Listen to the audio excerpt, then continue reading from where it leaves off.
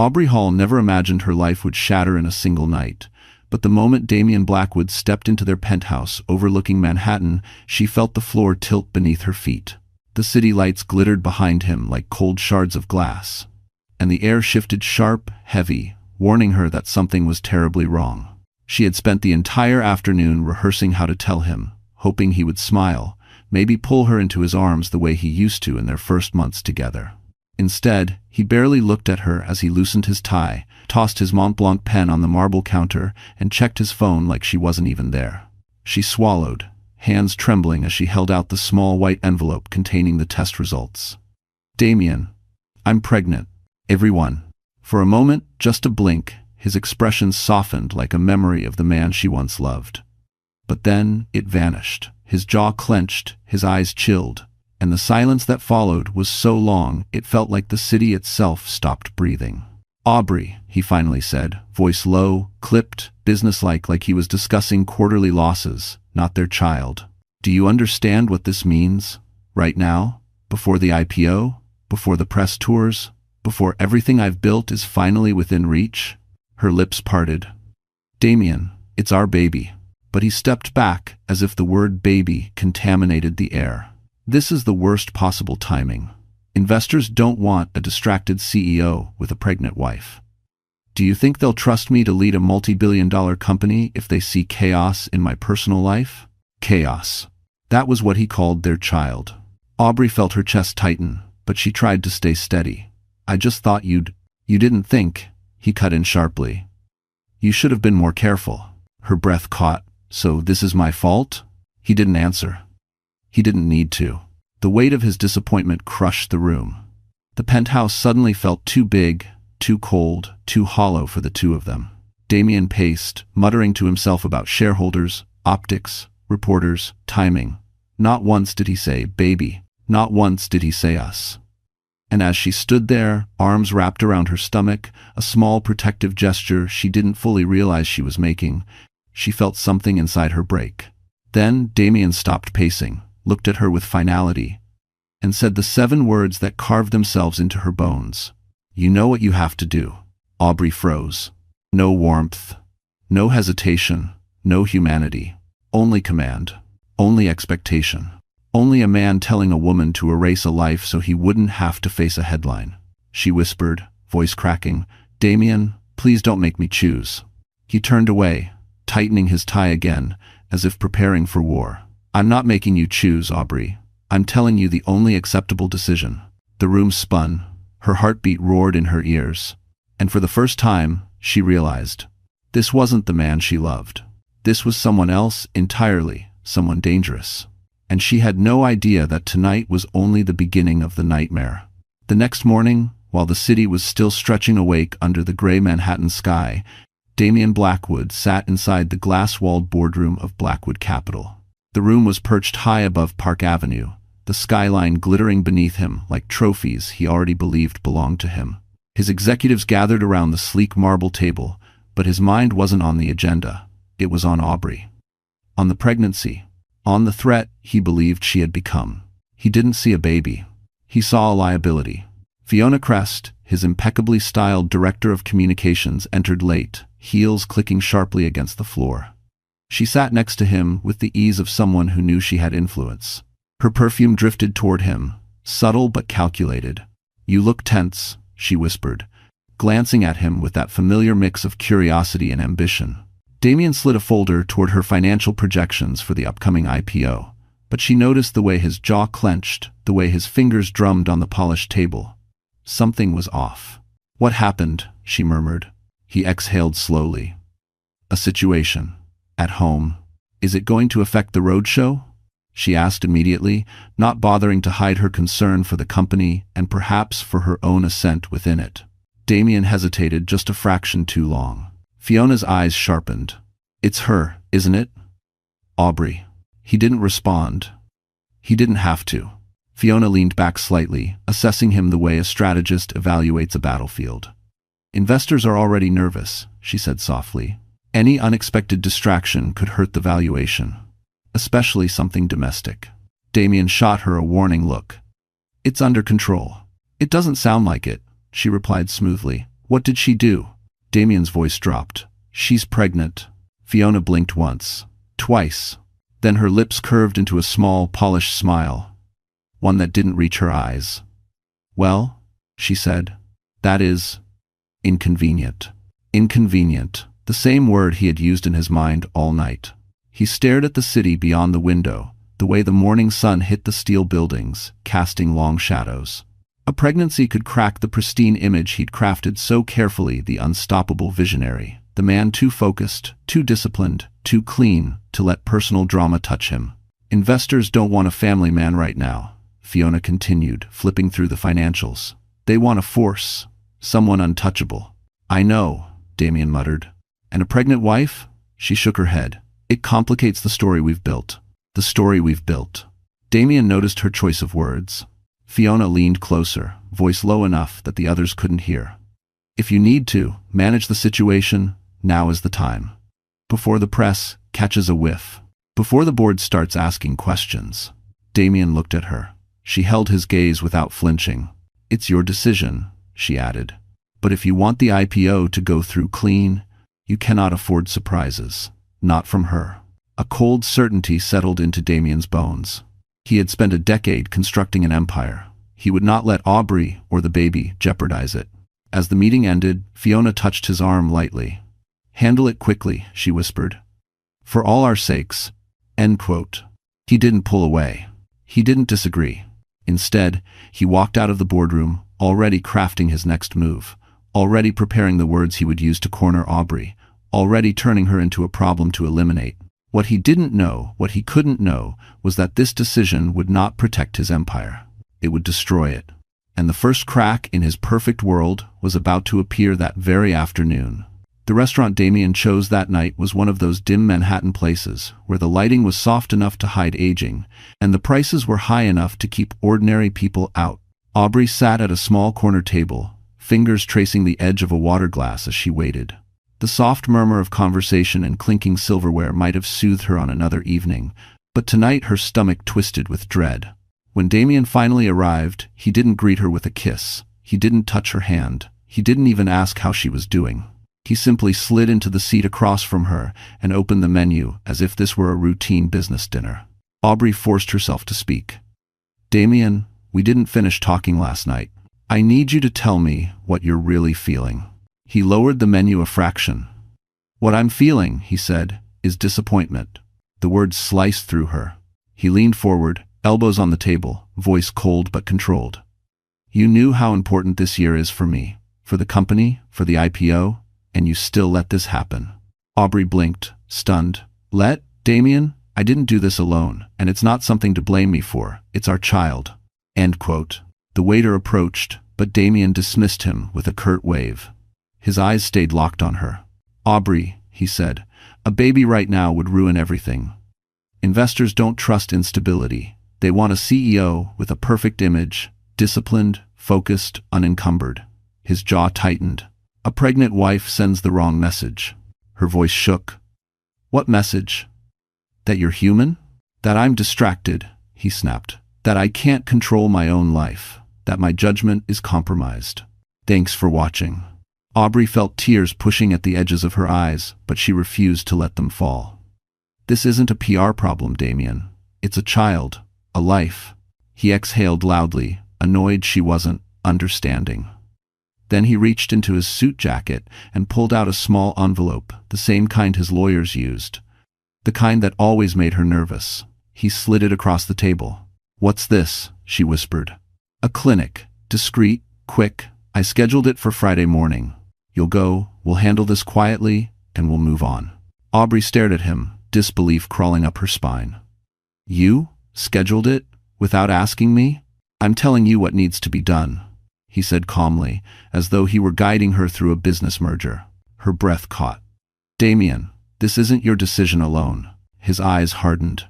If you keep this baby, Aubrey, you keep it alone. She felt the blood drain from her face. He didn't blink. He didn't hesitate. He didn't care about the devastation washing over her. I'm not losing everything I've built because of your mistake, he continued. Think logically. This baby does not fit into our lives. The words echoed inside her like a heavy door slamming shut. a mistake. That was what he called their child. Aubrey's hands trembled under the table. "I thought you loved me," she whispered. Damien didn't soften. "I love order. I love stability. I love success. And right now, you're threatening all three." For a long moment, they sat there in painful silence, the restaurant's warm lighting suddenly feeling harsh, unforgiving. Then, slowly, Damien pushed back his chair and stood. "Friday morning," he said. "Don't make this harder than it needs to be." He walked away, not even glancing back. Aubrey sat frozen, staring at the envelope, her breath coming in shallow, shaky waves. Around her, the world went on, couples laughing, glasses clinking, music drifting softly through the air, completely unaware that her life had just been cleaved in two. She pressed a hand to her stomach, the smallest protective gesture growing inside her, and whispered, "I'm so sorry." Because she suddenly realized something terrifying. She might lose Damien, but she might lose her baby too. The following afternoon, the sky hung low and gray over Midtown, as if the city itself sensed what was about to happen. Aubrey sat quietly in the back seat of a cab, hands folded tightly over her purse, staring out the window as buildings blurred past. She barely slept the night before. Her heart felt bruised, swollen, terrified. But she refused to cancel the appointment, not because she intended to obey Damien, but because she owed herself clarity, and she needed to hear the truth from someone who wasn't trying to control her. When the cab pulled up to Dr. Karen Wolf's clinic, Aubrey hesitated before stepping out. The building was small and warm-looking, tucked between two towering glass structures like a fragile secret the city tried to hide. She walked inside, the quiet hum of soft music greeting her, the scent of lavender drifting gently through the air. Karen entered moments later, a folder in hand, eyes soft with concern. "Aubrey," she said gently, "you look exhausted." Before Aubrey could respond, the clinic door swung open with a sharp gust of cold air. Damien. He filled the doorway like a storm, expensive suit, immaculate, expression carved in stone. He didn't greet her. He didn't ask if she was okay. He simply stepped forward as though he owned the room. "Let's get this done," he said. Karen's eyes flicked between them, narrowing slightly. "Mr. Blackwood," she said, "your wife didn't mention you would be joining." "I'm here because she needs support," he replied smoothly. "And guidance." Aubrey's stomach tightened. She knew what he meant. Control, pressure, manipulation. Karen motioned for Aubrey to sit on the exam table, but Damien answered every question directed at Aubrey about symptoms, timing, even emotional readiness. "Mr. Blackwood," Karen interrupted, voice calm but firm. "I need to speak with Aubrey alone." "If you manx have one," Damien stiffened. "That's unnecessary." "It's protocol," Karen said evenly. After a tense silence, he stepped out, but not without a warning glare aimed at Aubrey. When the door closed, Karen drew closer. "Aubrey," she said softly, "are you here because you want this procedure, or because you're afraid of the consequences if you don't?" That single question cracked something inside her. The tears she'd been holding back for days brimmed instantly. "I don't want to lose my baby," she whispered. "But he said he'd leave me. He said I'd be on my own. He said everything was my fault." Karen placed a comforting hand on her arm. "Nothing about this is your fault. And no one has the right to force you into a decision you don't want to make." Aubrey broke. A quiet sob escaped her, shoulders trembling. Karen handed her a tissue. "Listen to me carefully. If you choose to continue this pregnancy, you will not be alone. I can help you. But you need to understand, he cannot know your plans until you are safe." Aubrey swallowed hard. "Safe?" Karen nodded. "Men who use control as a weapon don't lose gracefully." At that moment, the exam room door rattled. Damien, impatient, knocking hard. Karen lowered her voice. "Whatever you choose, I'll stand with you. But you must decide for yourself, not for him." Aubrey inhaled shakily, finally finding a sliver of strength inside the fear. "Karen," she whispered, "I want to keep my baby." Karen squeezed her hand. "Then that's what we're going to do." The door swung open again. Damien stepped inside with forced calm, eyes sharp as glass. "Well," he demanded, "is she ready?" Aubrey raised her head, tears drying on her cheeks. But before she could speak, Karen stepped in front of her, blocking Damien. "Mr. Blackwood," she said, "we need to talk outside. Thank you for watching." Damien followed Karen into the hallway with stiff, controlled steps, the kind a man took when he felt his authority slipping. The door closed behind them, leaving Aubrey alone in the exam room, her heart pounding so loudly she could barely hear. In the hallway, Karen crossed her arms. "Mr. Blackwood, I need to make something clear. The decision is Aubrey's, not yours." Damien's eyes hardened. "She's emotional. You need to guide her, not indulge her panic." Karen didn't flinch. "What I see isn't panic, it's fear. Fear of losing her marriage. Fear of your reaction. Fear of what you'll do if she chooses differently than you want." He scoffed. "Don't dramatize this. She told me you threatened to leave her," Karen said quietly, "that you'd make her raise the baby alone." Damien's jaw clenched. "I told her the truth. She knows what's at stake. I'm not sacrificing my career because she was careless." Karen took a slow breath. A pregnancy is not carelessness, and coercing someone into a medical procedure is abuse. The word hit him like a slap. He stepped closer, voice low and dangerous. "Choose your next words carefully, doctor. I don't tolerate being accused of things I haven't done." "But you have," she said calmly. "You booked an appointment without her consent. You told her what she has to do. And you're trying to use your power to corner her." Damien's nostrils flared. "This discussion is over. I canary." He turned toward the exam room, but Karen moved in front of him. "No," she said, blocking his path. "Until Aubrey feels safe, you're not going back in there." His voice grew icy. "I could destroy you." "Then you'll have to start now," she replied evenly, "because I'm not letting you manipulate her inside my clinic." For a long, tense moment, the two of them stood in a silent standoff. The powerful CEO, accustomed to obedience, and the doctor, who refused to fear him. Finally, Damien stepped back, forcing a tight smile. "Fine, play the hero, but she and I will finish this conversation at home." Karen didn't respond. She simply opened the door and returned to Aubrey, leaving him in the hallway like a storm waiting to break. Inside, Aubrey looked up immediately. "Is he angry?" Karen sat beside her. "Aubrey, you are not safe with him if you don't follow his demands. You need to think about where you can go, who you can trust." Aubrey swallowed. The answer was heartbreaking. No one. Karen placed a hand over hers. "Then you'll trust me. I'll help you. But you need to be ready.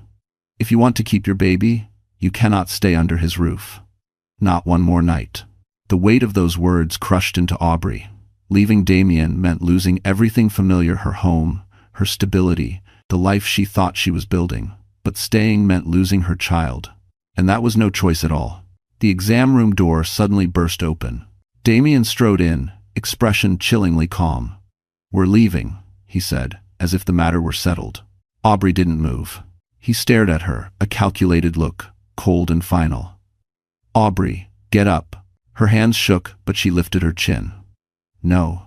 His eyes darkened, the temperature in the room dropping instantly. "What did she tell you?" he demanded. Aubrey's voice trembled, but she held her ground. "The truth." Damien stepped closer, lowering his voice. "You think she'll protect you from me? You think you can do this without consequences?" Aubrey's breath caught. Karen moved between them again. "Mr. Blackwood, you need to leave now." He glared at both women, the mask slipping for the first time, revealing the fury beneath the polished exterior. Then he said, voice barely above a whisper, "Aubrey, if you walk away from me, I will make sure you regret it." And for. The sun had already dipped behind the skyline by the time Aubrey reached their penthouse. The city lights flickered to life, glowing like 1,000 indifferent witnesses. She stepped inside quietly, half expecting Damien to be waiting, ready to argue, ready to command, ready to break her again. But the apartment was silent, too silent. His absence didn't bring relief, it brought a deeper, colder dread. Because if Damien wasn't home, it meant he was planning, calculating, preparing whatever punishment he believed she deserved. Her hands shook as she walked through the living room, past the floor-to-ceiling windows where Manhattan glittered below. This had once felt magical, a future she couldn't believe she was living. Now it felt like a cage made of glass and money, one crack away from shattering around her. She went to the bedroom and opened the closet, pulling down a small suitcase. Just touching it made her heart race. Leaving felt like betraying the life she thought she wanted, the marriage she tried so hard to keep alive. But staying meant risking everything she was starting to love more than Damien. Her baby. She opened the drawer where she kept the ultrasound pictures. The tiny bean-shaped outline stared back at her, impossibly fragile. A tear slipped down her cheek. "I'm sorry," she whispered, "but I'm not letting him take you from me. He's as weather-savin'." She packed quickly, 2 changes of clothes, essentials, her passport. She grabbed her laptop and the envelope with her savings. But when she reached for her phone, she froze. Damien tracked everything. GPS, banking, cloud backups. He had insisted on shared transparency, but now she understood it was control. She set the phone down, heart pounding. Without it, she'd be harder to trace. He couldn't follow her calls, her location, her searches. But it also meant she'd be leaving behind the last tie to her old life. She zipped the suitcase, then glanced around the penthouse, its marble floors, the modern furniture, the cold luxury that had once impressed her. On the counter sat the Cartier bracelet he'd given her months earlier.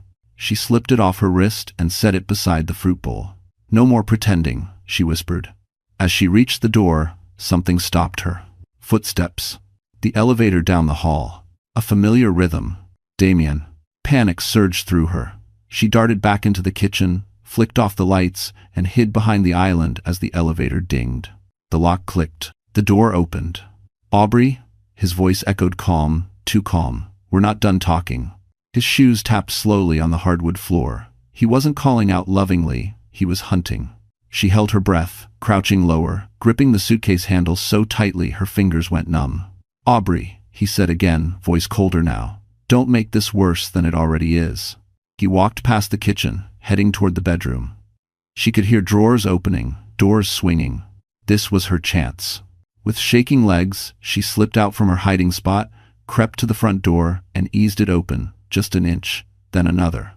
The hallway was empty. Her heart hammered as she stepped out, pulling the door closed behind her without a sound. She didn't run until she reached the elevator. When the doors slid shut, she saw her reflection pale, terrified, but determined. As the elevator descended, her breath came in sharp gasps. She was leaving her life, leaving her marriage, leaving everything she thought she knew. But she wasn't leaving alone, because inside her, a heartbeat was counting on her to escape. When she reached the street, she raised her hand for a cab, only for her phone in the pocket to buzz. A message from Damien, just 2 words. "Turn around." Aubrey didn't look back when the cab pulled away from the curb. She kept her eyes fixed on the blurry glow of traffic lights streaking across the window, fighting the urge to collapse. Every muscle in her body trembled, every instinct screamed danger. But she stayed quiet, focused on breathing, on holding herself together long enough to get somewhere safe. "Where to?" the cab driver asked gently. Aubrey hesitated. She couldn't go to her office. Damien would find her. She couldn't go to a friend's place. She had none close enough to trust with something this dangerous. She opened her purse and pulled out the card Karen had slipped her earlier. A handwritten number, a different clinic address, a whispered promise. "Call if you decide to choose yourself." "Penn Station," she finally said. "Please." The driver nodded. As the cab merged into traffic, her phone lit up again with Damien's name. Her stomach twisted. She powered the phone off completely and dropped it into her purse. She couldn't afford even a trace. The moment the train pulled out of Manhattan and the skyline faded into the darkness, Aubrey exhaled for the first time in hours. It felt like mourning and relief tangled together. She clutched her suitcase and leaned her forehead against the cold window. She wasn't running from her marriage. She was running toward her baby. 2 days later, after switching trains twice and paying cash for a third, she arrived in Portland, Oregon, a place she'd never been. Chosen solely because it was far, anonymous, and quiet enough for her mind to stop screaming. Karen had arranged a temporary room for her at a women's shelter, hidden from any searchable directory. The staff offered her warm soup, clean sheets, and a place to breathe. When they asked her name, she almost said Aubrey Blackwood, but the word caught. She swallowed. Aubrey Hall. Her maiden name felt like stepping back into herself. In the mornings, she walked to the nearby community clinic where Karen had coordinated a safe prenatal appointment. The nurse there called her sweetheart and brought her warm tea. For the first time since the ultrasound, someone spoke to her as if her pregnancy was something precious, not a scandal. At night, She sat on the shelter's small patio, wrapped in a borrowed blanket, staring at the moon. She rested her hands on her belly and whispered, "I don't know how to do this, but I'll try. I promise, I'll try."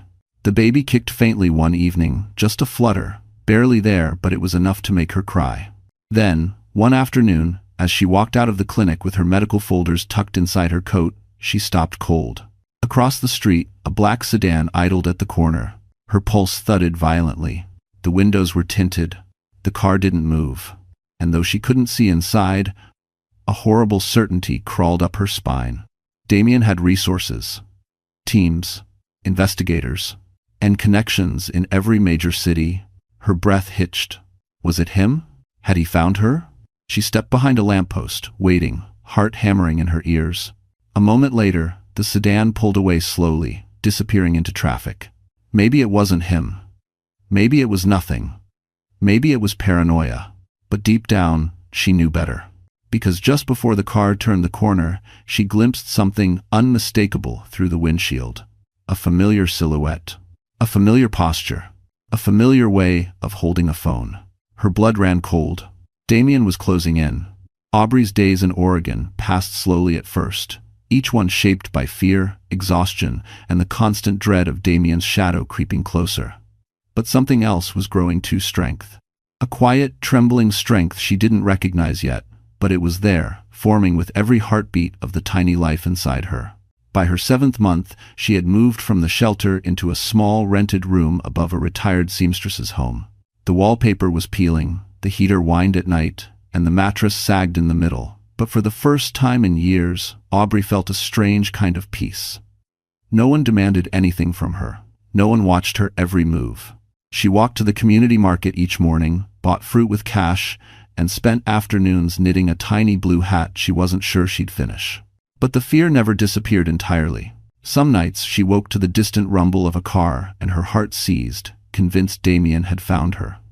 Every unfamiliar face made her flinch. Every phone ringing in the house made her stomach twist. Karen had warned her. Men like him don't accept no. Not when they're used to possessing everything. Thanks for watching. Still, Aubrey tried to build a routine to believe she could carve out a corner of the world where Damien didn't own her. Then, one storm-heavy night, her water broke. It happened suddenly, one sharp pain, then another, her hand bracing against the hallway wall as panic surged through her. Her landlady called an ambulance immediately, her voice calm and steady even as lightning cracked outside. The small-town hospital smelled of lemon disinfectant and old radiator heat. Nurses guided Aubrey into a dim room, whispering, encouraging words. A young nurse with freckles squeezed her hand. "You're safe here," she said. "Just breathe, sweetheart." But safety wasn't something Aubrey trusted anymore. Hours blurred into flashes of pain, whispers of names, the pounding of her pulse in her ears. And then, like the world paused, a single newborn cry broke through the storm. Her son, her baby. They laid him on her chest, skin warm, tiny fingers curling instinctively toward her. Aubrey felt something inside her crack, open a kind of love she didn't know was possible, fierce and terrified and infinite. She touched his cheek. "Liam," she whispered. "My Liam." He quieted, as if he knew her voice already. But the moment didn't last.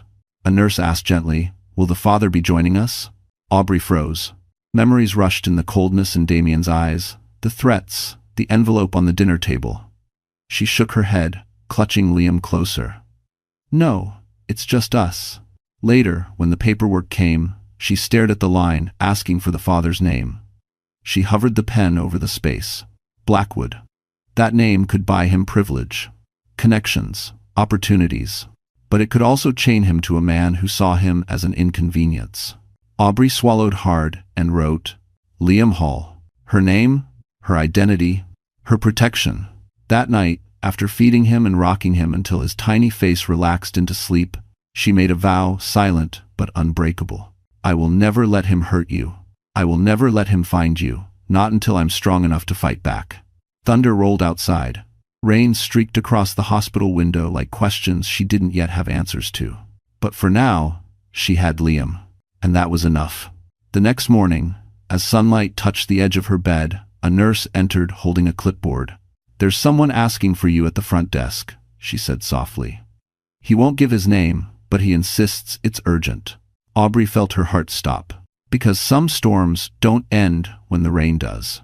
Aubrey didn't move when the nurse told her someone was waiting. Her fingers tightened around the blanket wrapped around Liam's tiny body.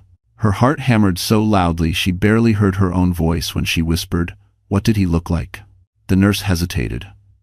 "Tall, maybe early 30s, dark coat." "He said he's a friend." Aubrey's blood ran cold. Damien would never call himself a friend.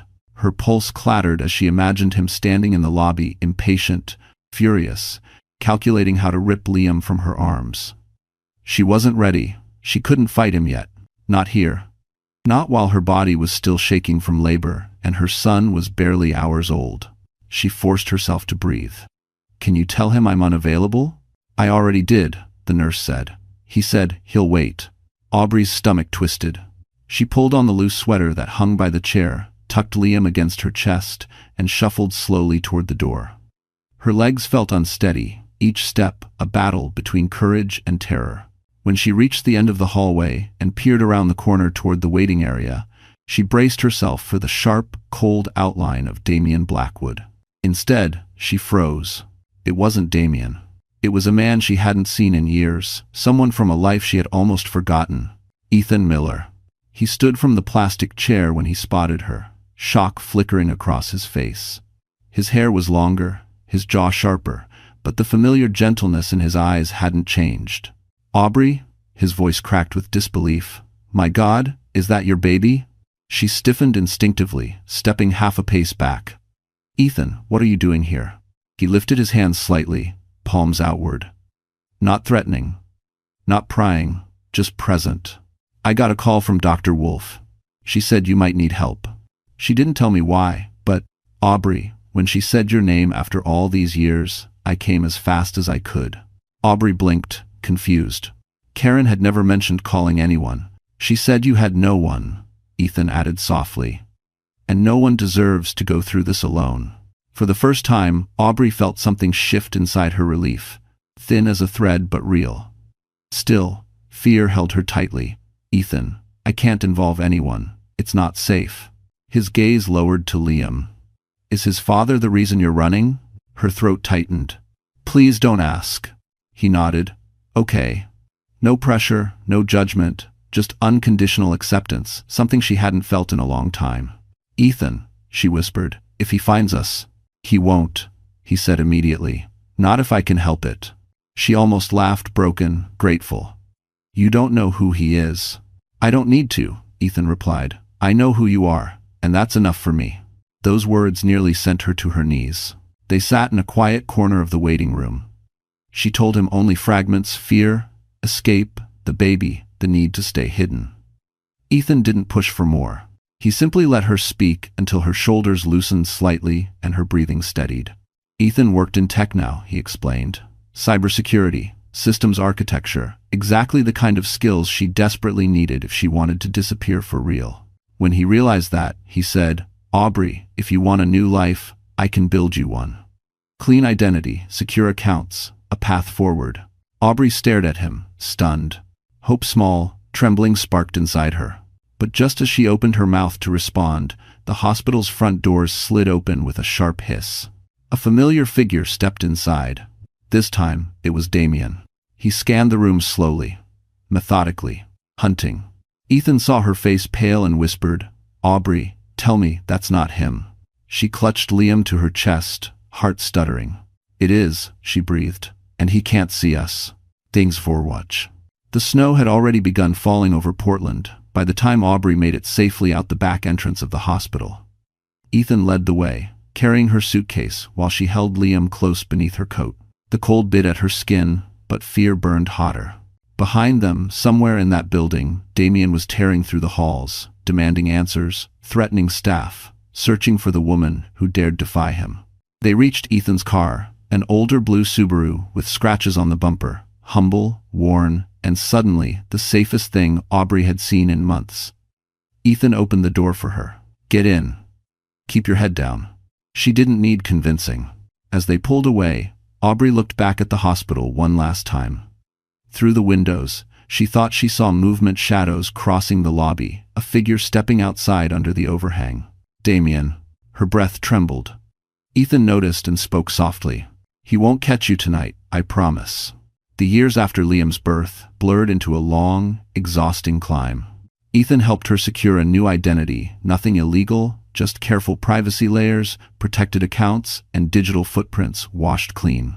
He networked quietly to find her odd jobs in bookkeeping and data entry, all remote, all paid in small deposits across multiple accounts, so nothing traced back easily. Aubrey worked at night while Liam slept in a thrift store crib that creaked if he rolled too far to one side. Her days were a haze of formula bottles, crying spells, learning how to swaddle, and moments of pure, overwhelming love she didn't know how to hold all at once. She cried sometimes when the heater died on a winter night, when she couldn't afford a doctor visit, when a stranger's face looked too much like Damien's, and panic clawed at her chest. But Ethan showed up sometimes with takeout, sometimes with code to make her accounts even more secure, sometimes simply with a steady, grounding presence. You're strong, he would tell her. She never believed it then. But life forced her to become it. By the time Liam turned 3, Aubrey had built a reputation as a reliable remote financial analyst, quiet, precise, invisible enough to feel safe. Ethan, now working as a lead engineer at a Bay Area tech firm, visited Portland regularly. With every visit, he brought more than help, he brought a sense of future. One rainy evening, he showed up with an old MacBook Pro under his arm. I think it's time we start something, he said. Aubrey blinked. Start what? A company, Ethan said simply. A platform that teaches normal people how money actually works. Transparent, honest, everything the Wall Street guys aren't. She hesitated. Ethan, I can barely keep my head above water. I have Liam. I can't risk. You won't risk anything, he said softly. We'll build slowly, quietly, legally, safely. I'll handle the tech, you handle the numbers, and we'll create something Damien can never touch. The thought shook her. Not revenge. Not power. Freedom. They worked from coffee shops, from her small kitchen table, from public libraries with flickering fluorescent lights. Liam played with crayons at their feet while they drafted user flowcharts and financial modules. Every month, the project grew one line of code, one spreadsheet, one tiny win at a time. 3 years later, it had a name. Bluestone Finance. And people started noticing. A finance podcast. A small blog. A local business article calling her the invisible brain behind the platform. Aubrey Hall, someone Damien tried to erase, was building something real. Then, one morning, as she reviewed new user analytics, her email pinged. Subject line, Blackwood Capital Inquiry. Urgent. Her lungs tightened. Ethan leaned over her shoulder. Aubrey, what is it? She opened the message slowly, dread rising like a tide. Because inside was a name she thought she'd escaped forever. Damien Blackwood. Blackwood Capital Tower stood over Manhattan like a monument to ambition, steel, glass, and a legacy Damien Blackwood believed nothing could touch. But empires seldom crumble with explosions. More often, they rot quietly from within. And Damien was too consumed by control to notice the cracks spreading beneath his feet. The boardroom lights glowed against the polished table as Damien flipped through quarterly reports with irritation tightening every muscle in his jaw. The numbers weren't bad, not yet, but they were shifting. Investors were stalling, regulators were poking, and most dangerously, someone had begun circulating questions about the legitimacy of Blackwood Capital's most profitable financial products. He slammed the folder shut. Who leaked this? He demanded. Around the table, the executives exchanged nervous glances. Fiona Crest, ever composed in her tailored cream suit, stepped forward. There's chatter online, she said. A new platform, Bluestone Finance, is calling out predatory lending structures. Some of their examples look familiar. Damien's expression sharpened. Familiar how? Fiona hesitated. Familiar as in ours. A cold spike of anger sliced through him. Who runs it? Her silence stretched too long. Fiona, Damien pressed, voice darkening. I asked you a question. She swallowed. We're still checking, but the numbers are growing fast. Their user platform is gaining traction. And she glanced nervously at the large wall screen showing social media analytics. Someone on the board flagged the name Aubrey Hall. It felt like a punch to the gut.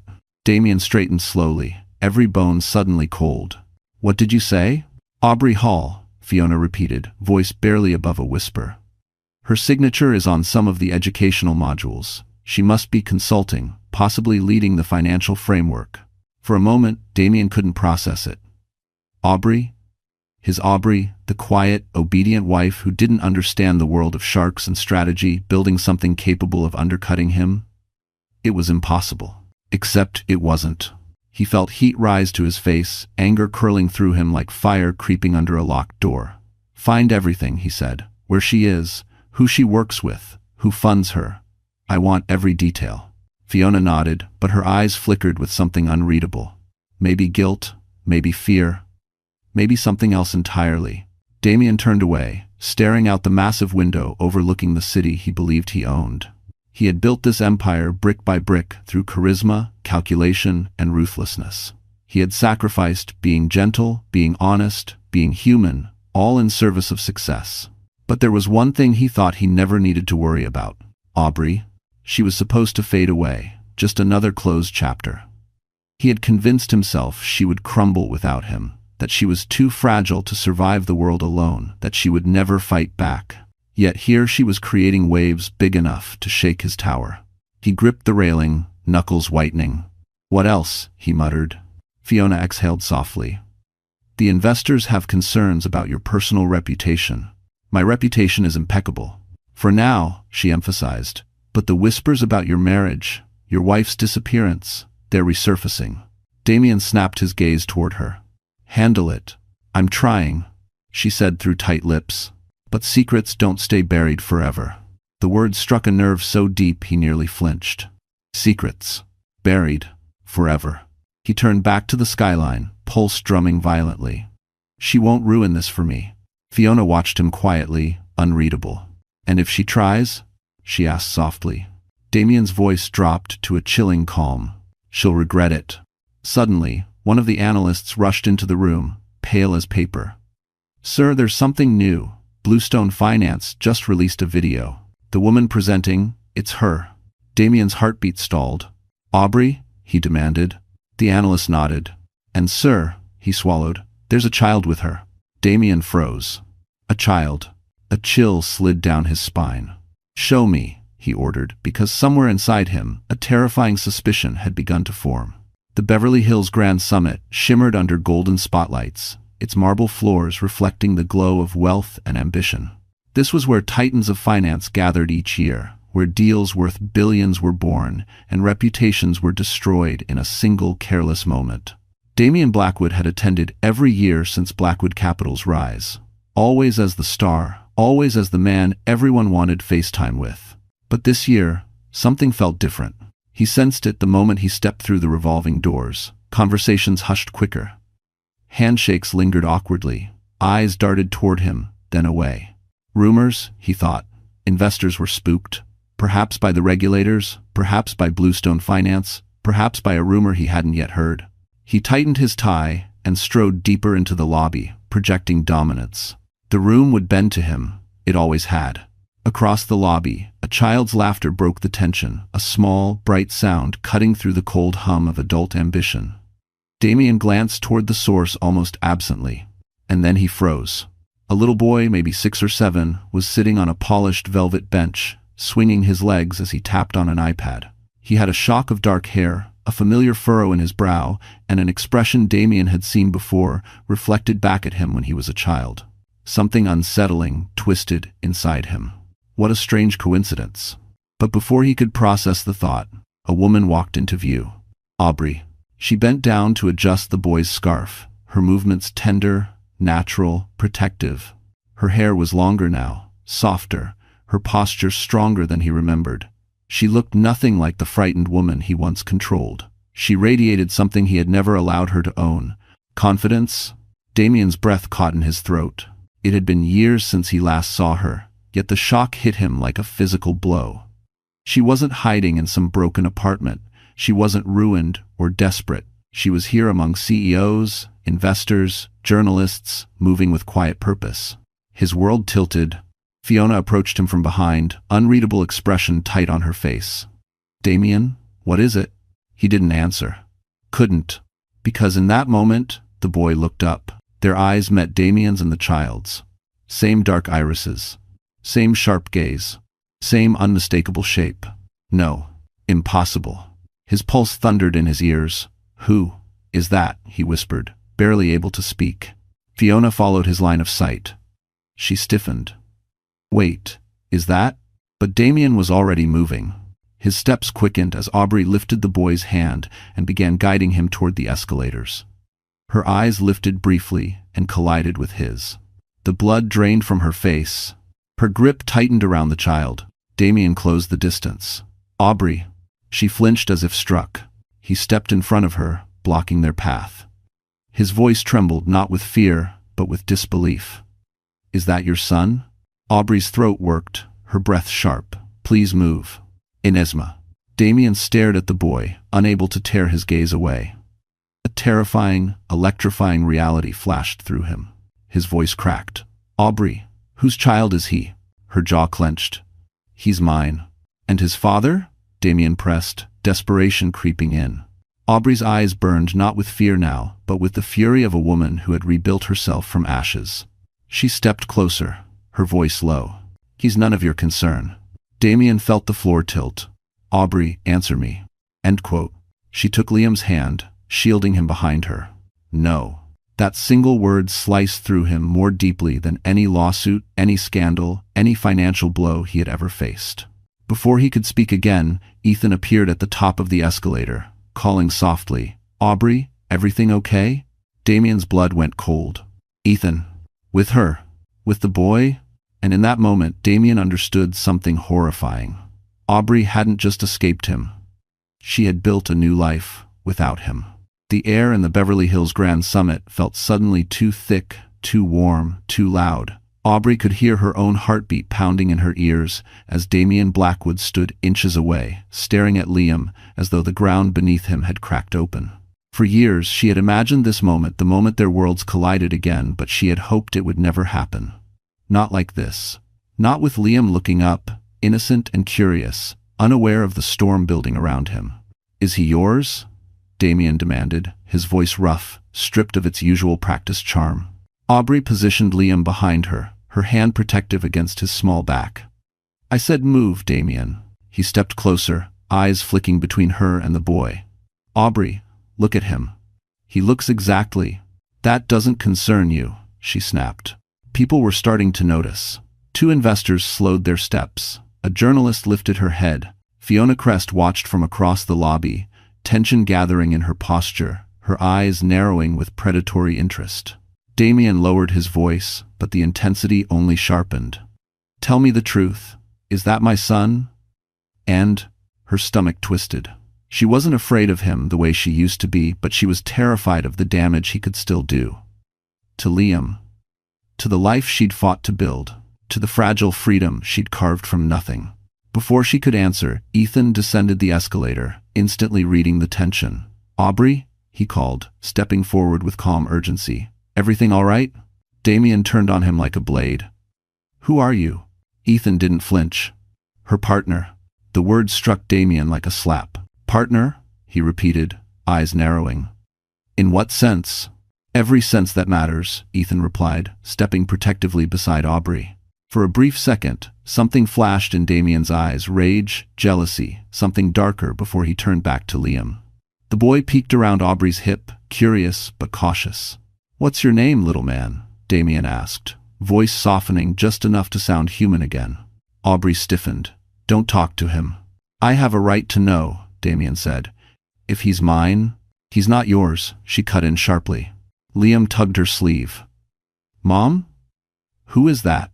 Her heart staggered. Mom? Her name from Liam's lips was a shield she wasn't ready to put down. Damien inhaled sharply at the word, and something inside him cracked. Aubrey, you disappeared for years. You lied. You hid from me. I protected my child, she replied. He stepped closer, voice low. So he is mine. Aubrey's throat closed. She didn't answer. Her silence said enough. Damien's eyes widened. The floor seemed to shift beneath him, the weight of realization crashing down with terrifying force. A son, he whispered. You kept my son from me? Aubrey's voice trembled, but she stood tall. You forfeited any right to him the night you threatened to destroy me if I kept my pregnancy. People were openly watching now. Phones lifted discreetly. Whispers spread like wildfire. Damien's mask fractured completely. I didn't mean. You did, she said. You meant every word. Liam pressed closer to her leg, sensing danger even if he didn't understand it. Ethan placed a hand on her shoulder, grounding her. Damien noticed. Don't touch her, he snapped. You don't give orders here, Ethan replied calmly. Security approached from the corner of the lobby, alerted by the rising tension. Damien's voice grew colder. Aubrey, you can't hide him anymore. If he's mine, I'm taking this to court. Ice slid through her veins. This was what she feared. The nightmare she'd been outrunning. Don't do this, she whispered. You stole my son, he hissed. And now the world will know. Suddenly, a deep voice behind them said, I think the world deserves to know something else too, Damien. All three turned. Standing there, watching with an expression carved from stone, was Richard Blackwood. The lobby of the Grand Summit fell into an eerie hush as Richard Blackwood stepped forward. His silver hair, sharp navy suit, and stern posture carried the weight of a man who had spent a lifetime commanding boardrooms. But his eyes, those cool, assessing blue eyes, were fixed solely on his son. Damien stiffened. Dad, this is not the place. Richard ignored him. His gaze shifted to Aubrey, then down to Liam, whose small fingers clutched the hem of her dress. Something softened briefly in the older man's expression, but it vanished quickly, replaced by a fierce, quiet resolve. Aubrey, Richard said with a curt nod. It's been a long time. She swallowed. Yes, sir. Thank you for watching. Damien stepped between them, his voice strained. Dad, stay out of this. This is a private matter. Richard's tone dropped, low and cutting. It stopped being private the moment you raised your voice in a lobby full of investors. Fiona, watching from across the room, went rigid. Cameras were subtly lifting, phones recording. The narrative was slipping from Damien's hands. Ethan stepped closer to Aubrey, subtly positioning himself between her and the growing circle of onlookers. Liam pressed against her leg, wide-eyed and confused. Richard turned to her again. Are you all right? She hesitated, torn between truth and the instinct to stay invisible. I'm fine, she whispered. No, Richard said. You're not. And you haven't been for a long time. Damien's temper snapped. Dad, you don't know anything about what happened between us. Richard slowly raised an eyebrow. I know enough. A heavy silence settled. Damien's jaw tightened. She kept my child from me. Exoper. Aubrey felt her breath catch. Even now, he twisted the story, painting himself as the victim. Richard looked at her gently. Is that true? Aubrey lifted her chin. Her voice trembled, but it didn't break. I didn't keep Liam from a loving father. I kept him from a man who tried to force me into an abortion. A man who threatened me, controlled me, and made me fear for my child's safety. A murmur rippled through the nearby crowd. Damien's face flushed a dangerous red. You're lying. And Piso. Aubrey stepped forward, her anger simmering just beneath the surface. Did you not say you'd ruin me if I didn't handle the situation? Did you not book an appointment without asking me? Did you not tell me I'd be on my own if I kept the baby? His silence said everything. Richard inhaled sharply, fury igniting behind his eyes. Is this true? Damien sputtered. Dad, she's twisting. Answer the question, Richard barked. Damien froze. A father's disappointment carried more weight than any boardroom battle. Richard shook his head slowly. I raised you better than this. You didn't raise me at all, Damien exploded. You were too busy building your empire. Richard didn't flinch. And yet even I knew better than to treat a woman carrying my child like a problem to eliminate. The words struck harder than any physical blow. Aubrey blinked, stunned. She had expected Richard to take Damien's side.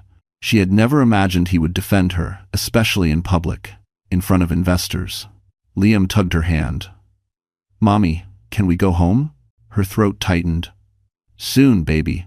Damien's gaze sharpened at the word home, as though the concept itself was slipping beyond his reach. This isn't over, he said. If Liam is mine, I will go to court. I will get custody. Aubrey's heart nearly stopped. Ethan immediately stepped forward, voice low and fierce. You're not taking him. Baction. Damien laughed bitterly. Watch me. Richard held up a hand. Damien. His son turned. Richard's next words were quiet but lethal. Before you wage a war you can't win, you should know something. Damien frowned. What? Richard motioned toward Liam. I had a DNA test run. The lobby fell into a suspended silence. Even the hum of the escalator seemed to pause as Richard Blackwood's words echoed through the marble hall. I had a DNA test run. Aubrey froze. Ethan stiffened beside her. Damien's face drained of color, layering shock over confusion, then fury. You what? Damien snapped. You had no right. Richard cut him off. I had every right. I had suspicions the moment I saw the boy. A ripple of whispers passed through the surrounding crowd. Liam, oblivious to the political earthquake unfolding, stared curiously at the older man. Aubrey's heartbeat thundered. She had been careful, so careful. She'd avoided hospitals with shared databases. She'd declined optional genetic screenings. She'd used cash, aliases, vanished between coasts. How could Richard have? Then she remembered. The fever Liam had when he turned 5. The late-night clinic visit. The mouth swab the nurse had taken, just in case of bacterial strain. She had signed the form without thinking, exhausted and scared. Richard must have found a way to access it. Damien stepped closer, voice low and trembling with barely contained rage. You violated my privacy. You violated her privacy. Richard didn't blink. I protected my legacy, something you clearly failed to do. Damien's breath hitched. Ethan moved subtly in front of Aubrey, but Richard lifted a hand. She's not in danger from me. If anything, she's the only person in this mess who deserves the truth. Aubrey swallowed hard. What truth? Richard looked at her with an expression she couldn't decipher, part guilt, part regret, part something else entirely. I know what my son is, he said quietly. I know the damage he's capable of, and I know the price women pay when they fall into the orbit of powerful men who never learned compassion. Aubrey felt tears sting her eyes. He wasn't wrong. Liam, Richard continued, voice softening a fraction, is indeed a Blackwood. Damien inhaled sharply. Richard added, which means he is my grandson, and the rightful heir to half the holdings I've built. The lobby erupted in murmurs. Damien staggered back as if struck. You're giving him what? He's a child. Exactly, Richard said.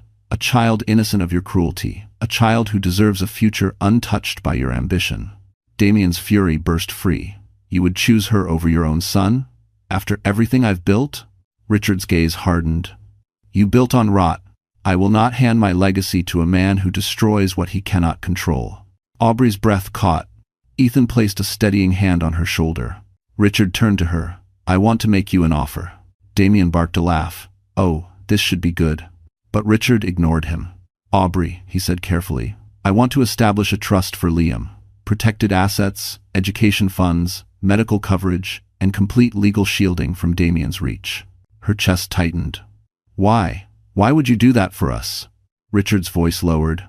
Because I failed another woman once. Years ago. And I won't repeat that mistake. Damien's eyes narrowed. What are you talking about?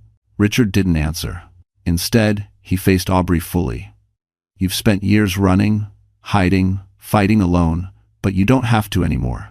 I can help you secure Liam's future permanently. Aubrey shook her head, overwhelmed. I don't know if I can trust you.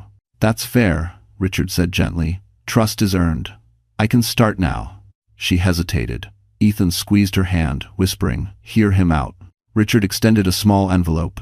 Heavy. Official looking. This contains the first draft of the trust. Reviewed by my attorneys. You won't owe me anything. And Damien won't have access to a single cent. Damien lunged forward. You can't cut me out of my own son's life. Richard turned, voice icy. You forfeited your place when you tried to erase him before he was born. Damien flinched.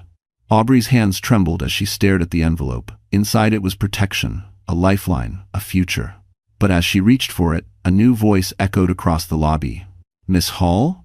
Miss Aubrey Hall? All heads turned. A woman in a navy suit stood at the check-in desk, holding a legal folder. I'm here on behalf of Child Protective Services, she announced. We received a report about a potentially endangered child. Aubrey's stomach dropped. The report was filed under one name, Damien Blackwood. The lobby's golden glow turned cold as the CPS agent stepped forward. Aubrey's stomach twisted violently, her arms instinctively pulling Liam closer. The little boy looked up at her, confused by the sudden tension, his small fingers curling into her sweater. "Ma'am," the agent said gently, "we received an anonymous report that your child may be in danger. We're required to investigate immediately." Anonymous, except nothing about it was anonymous. Damien's eyes gleamed with triumph. Aubrey felt the floor tilt. "He's safe," she whispered. "My son is safe. Please, there's been a misunderstanding." Damien stepped forward with a mask of false concern. "I'm worried about the environment she's raising him in. She disappeared for years, severed contact, and now she's associating with questionable individuals. I had no choice but to notify the proper authorities." Aubrey nearly choked on her breath. "You did this? How dare?" Richard cut in sharply. "You went too far." But Damien ignored him, addressing the agent with calm authority. "I'm willing to cooperate fully. I'll even take temporary custody until this is resolved." Aubrey's entire body went cold. Temporary custody. Those two words were execution. Ethan stepped between them. "You're not taking Liam anywhere." The agent raised a hand. "Let's all stay calm. Miss Hall, I just need to verify the child's welfare. We can do that privately if you prefer." Aubrey nodded shakily. "Yes, please." "If you didn't," the agent guided her a few steps away while Liam clung to her, burying his face against her shoulder. She whispered soothing words, but her mind was unraveling. Damien had predicted this, planned this. A CPS case, even a temporary one, could destroy everything: her safety, her credibility, even the future of Bluestone Finance. Richard watched them go, jaw tight with fury. "Are you satisfied?" he hissed at Damien.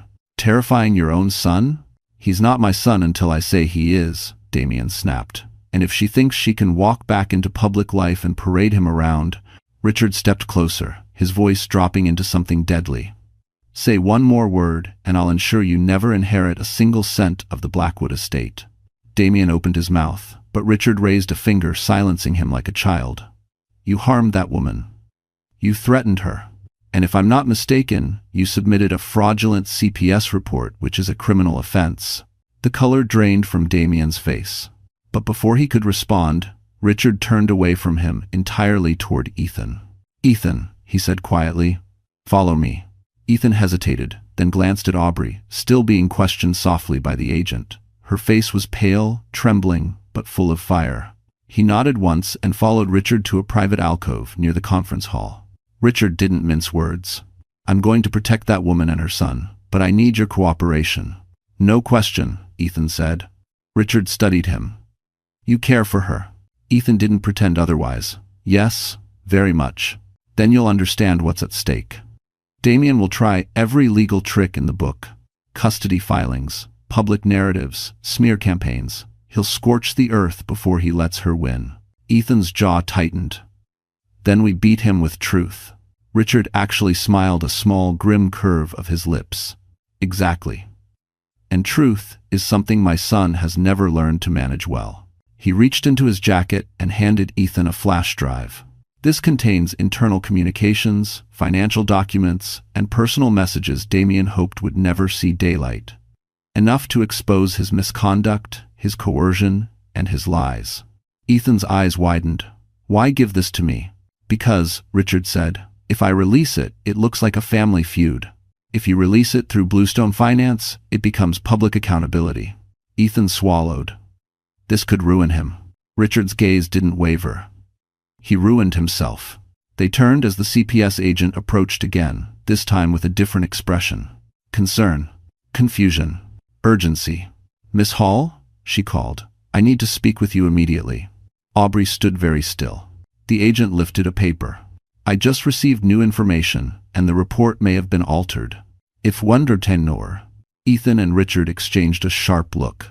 Then the agent said the words that made Aubrey's knees nearly buckle. "It appears someone else filed a second report, this one accusing Damien Blackwood of endangering the child." For a moment, it felt like the entire Grand Summit stopped breathing. The CPS agent's voice echoed across the marble floor as she held up the second report. "This allegation was filed early this morning," she said, "and it directly contradicts the first one. It claims Mr. Blackwood created a threatening environment for both mother and child. Gasps fluttered through the crowd. Damien's face drained of color. "What? That's absurd." "Who would?" Richard spoke before he could finish. "Someone who finally decided to stop enabling your behavior." Damien stared at him. "You did this? You filed a report against your own son?" "I filed a report," Richard said calmly, "against a man who endangered a woman under his care and tried to erase his own child." N10. The room erupted in whispers. Cameras began to angle discreetly. Journalists moved closer.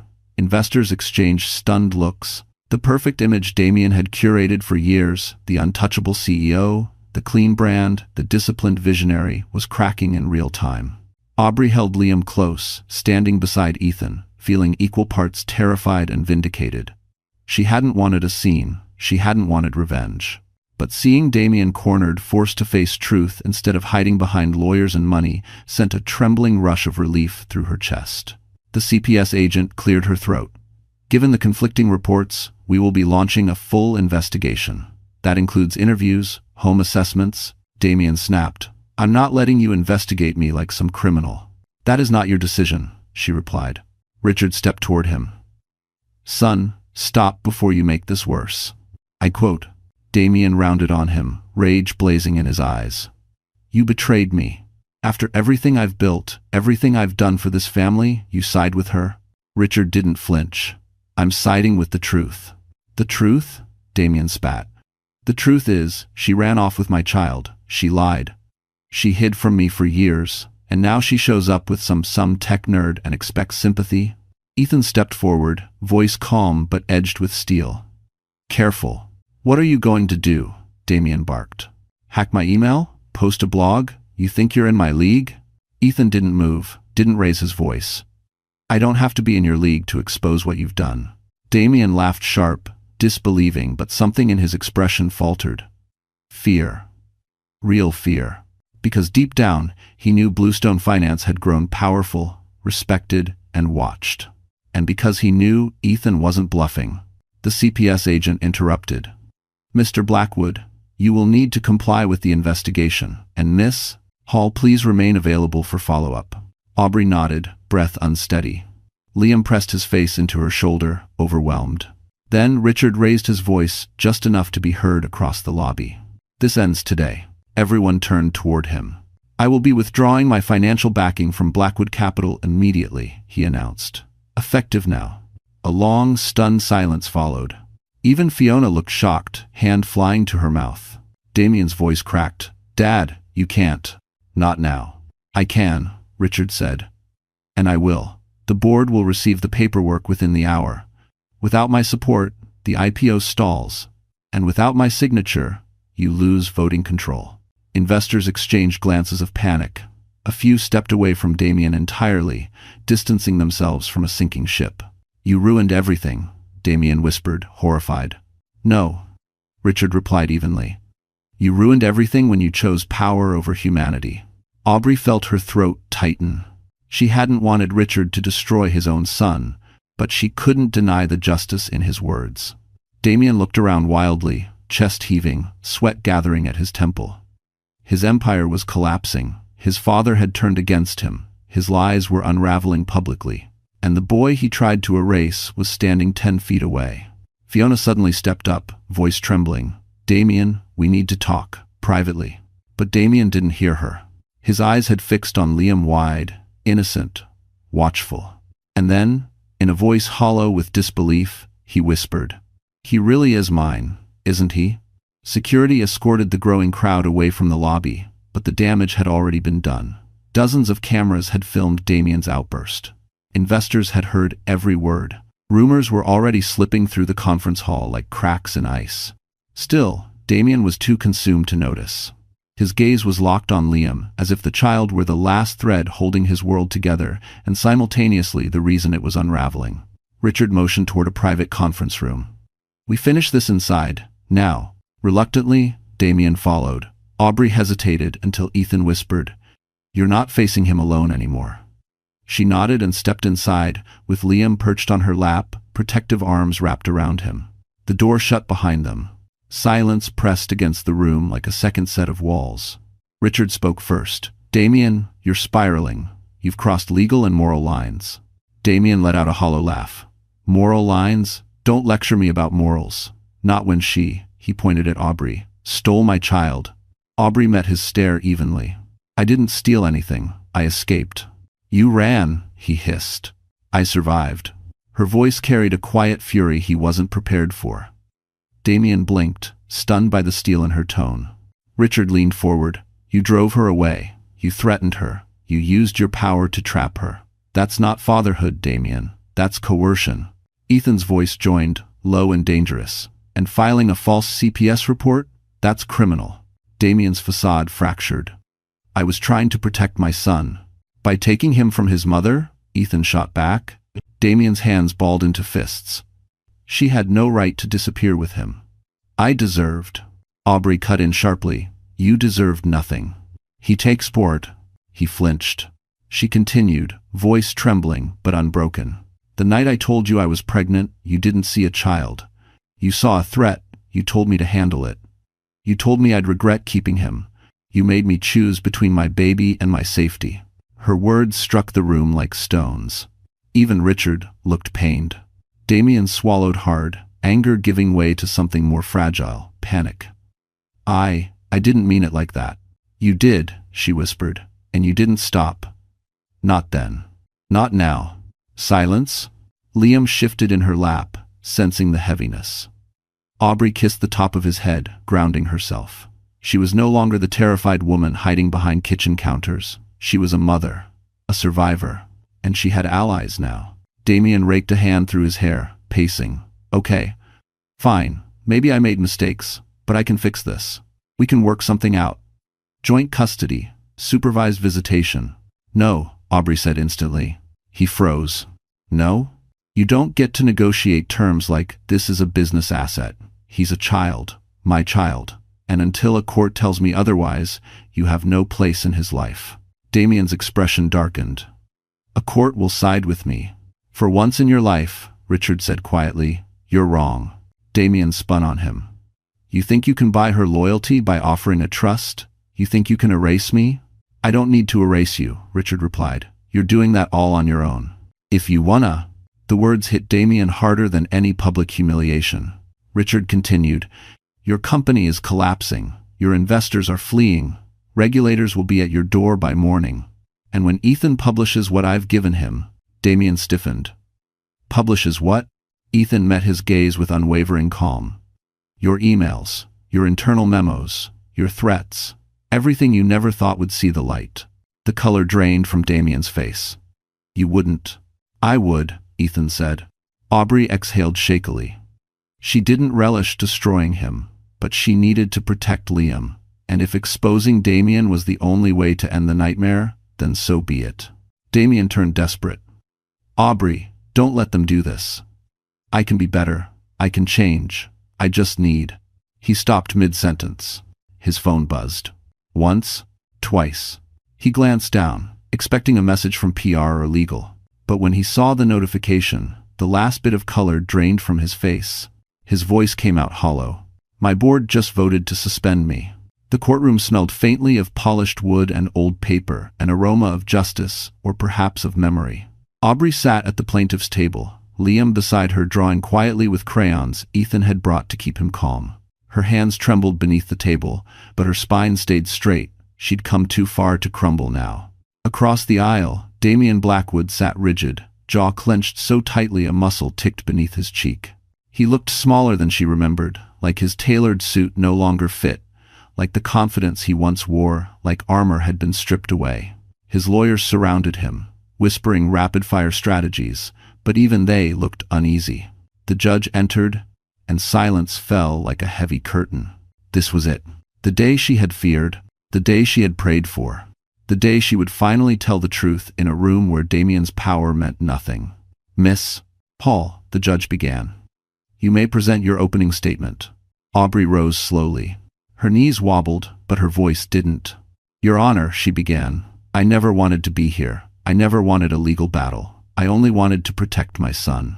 She gestured gently to Liam, who was coloring a bright blue house. When I learned I was pregnant, Mr. Blackwood did not celebrate.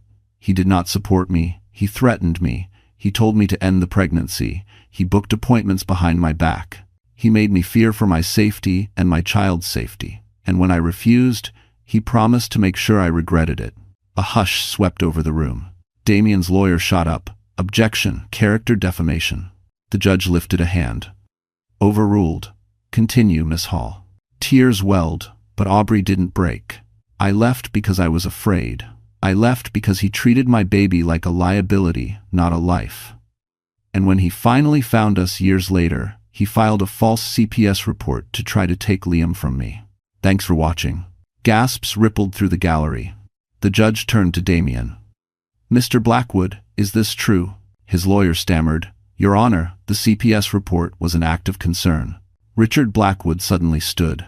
It was a lie, he said, voice steady, echoing across the room. My son submitted that report out of spite, not concern. A wave of shock crashed over the courtroom. The judge narrowed his eyes. And you know this because? Richard lifted a folder. Because I obtained the original call log and transcript, and because I filed a counter-report documenting his threats. Damien whipped toward his father, betrayal etched deep. You did what? Richard didn't blink. I did the right thing. Damien's composure cracked. You're ruining me. For her? For your son, Richard corrected. The one you tried to erase before he was born. Ethan placed a steady hand on Aubrey's back. She exhaled shakily, gratitude swelling through her. The judge turned stern eyes to Damien. Given the evidence, the threats, the conflicting reports, and the documented pattern of coercive behavior, this court must prioritize the welfare of the child.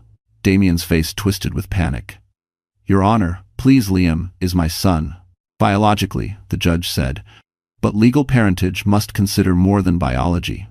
It considers who protected him, who nurtured him, who put his safety above pride and ambition. The judge lifted his gavel. Custody of the child, Liam Hall, is awarded solely to his mother, Miss Aubrey Hall. Mr. Blackwood will have no visitation rights until he completes mandated therapy, parenting courses, and undergoes a full psychological evaluation. Damien's knees buckled. His lawyers froze. Aubrey covered her mouth, tears bursting free. Liam looked up from his drawing. Mommy, why are you crying? She gathered him into her arms. Happy tears, sweetheart. Damien slammed both palms on the table. No, no, you can't do this to me. The judge lifted his voice. Order. But Damien wasn't done. He pointed at Aubrey, wild-eyed. You think you've won? You think this ends here? I still have influence. I still have power. He didn't finish. The courtroom doors swung open. A federal agent stepped inside, badge gleaming. Damien Blackwood, the agent announced. You're under investigation for financial misconduct, falsification of corporate disclosures, and obstruction. Please come with us. Is red an X? Damien went white. And for the first time, Aubrey watched him understand what true consequences felt like. The months after Damien Blackwood's fall were strangely quiet, like the world had finally exhaled after years of holding its breath.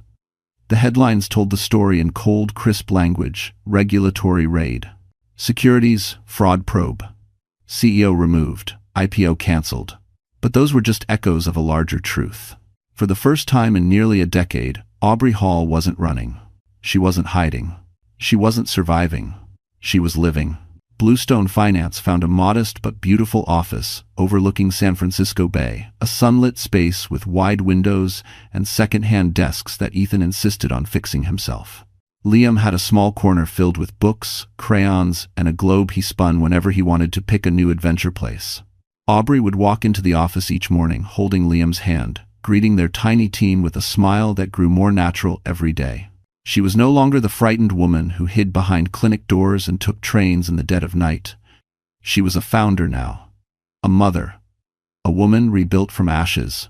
One afternoon, as sunlight poured across the open floor, Ethan placed a cup of warm coffee on her desk. Big day tomorrow, he teased. Aubrey smiled. First time Bluestone is presenting on national media. He nodded. And the first time your name gets to stand on its own. If you won, wise.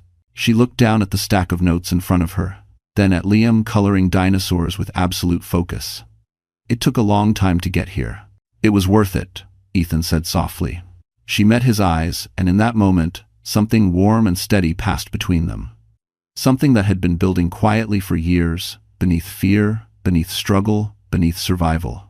Before she could speak, her assistant knocked gently. "Miss Hall? Mr. Blackwood is here." Aubrey stiffened. "Which one?" she asked. "Richard."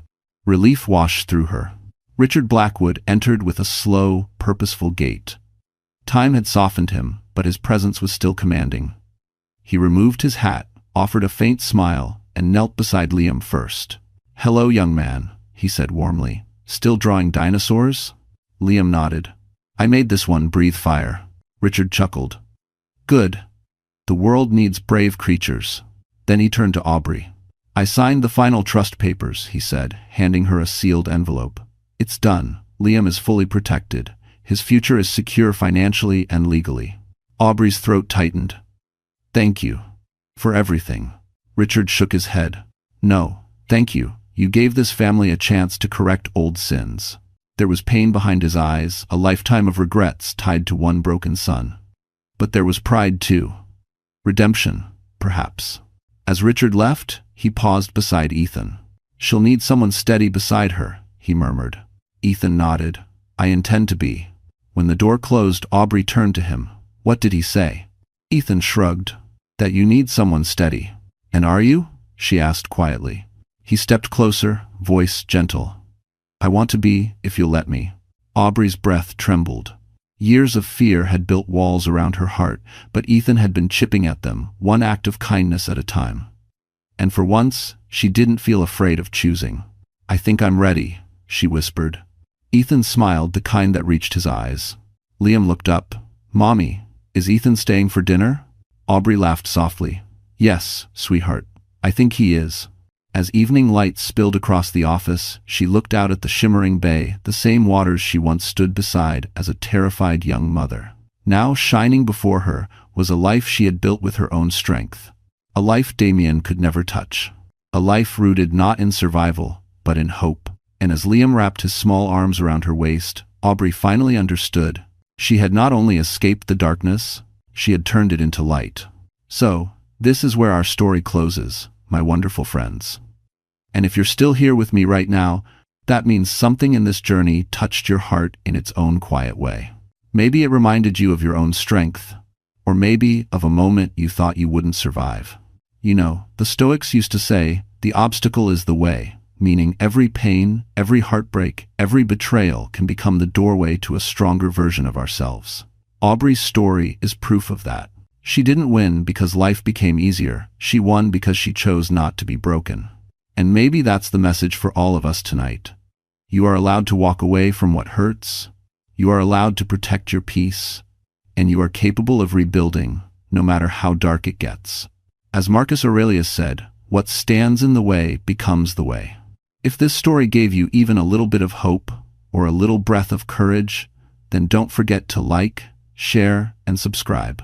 Not for the algorithm, but so we can keep walking through these stories together, stronger, wiser, and never alone.